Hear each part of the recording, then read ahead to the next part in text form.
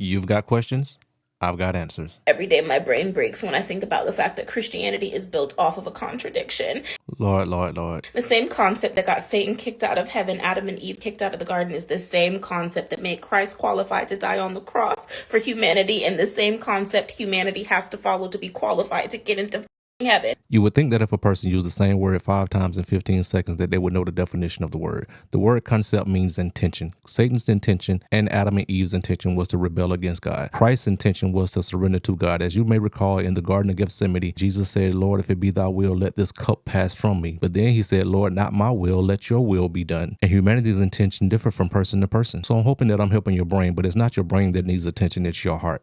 People will say, well, Satan was disobedient, but nobody will ask, how did Satan have the ability to be disobedient if sin never existed in heaven and disobedience is sin? To answer the first question, God created Lucifer with his own free will, so it was his prerogative to rebel against God. Sin did not originate in heaven, sin originated in Satan's heart. If you don't want to use the word heart, I don't understand the word heart, let me say it like this. Sin originated in Satan's desire to rebel against God. Lucifer was created good, but he wasn't forced to remain that way. Nobody ever asked, how was it after Adam and Eve ate of the fruit in the garden, the first thing that they experienced was guilt and shame when the fruit was supposed to make them like God? You mean to tell me this walking around feeling guilty and shameful? The first reason her brain is hurting is because she can't seem to comprehend that Satan is a liar, and when he told Adam and Eve that they shall not surely die, but God knew that the day that they ate of the fruit, their eyes will be open and they will be like God, was a lie. And yes, it's true that God created them in the Imago Dei, and nothing can change that, not even sin. But the fact that God created them in his image and his likeness tells you what sin does. It makes you unlike God. But my question is, why does the Bible depict God's perfect as being superior to Christ's perfect?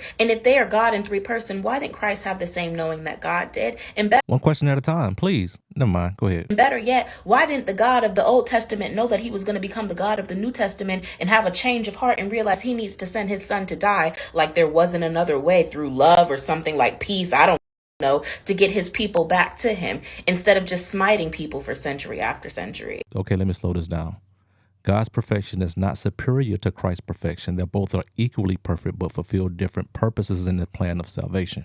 To answer your second question, Christ limited his knowledge in his earthly life so that he could fully embrace being human while not ceasing to be God. Why didn't God of the Old Testament know that he would send his son in the New Testament? This doesn't imply God had a change of heart or a progression of his understanding. It was always God's plan to send his son. 1 Peter 1:20 says that Christ was chosen before the foundation of the world, but was revealed in the last days for our benefit. And why wasn't there another way? The necessity of Christ's death on the cross is rooted in the nature of God's justice and his mercy. The scripture revealed that without the shedding of blood, there shall be no remission of sin. So Christ dying on the cross was necessary. You see, God is just and sin requires a penalty. God is also merciful, so he took the penalty on himself. While it may seem that there should have been another way, this was God's perfect way of reconciling humanity back to himself.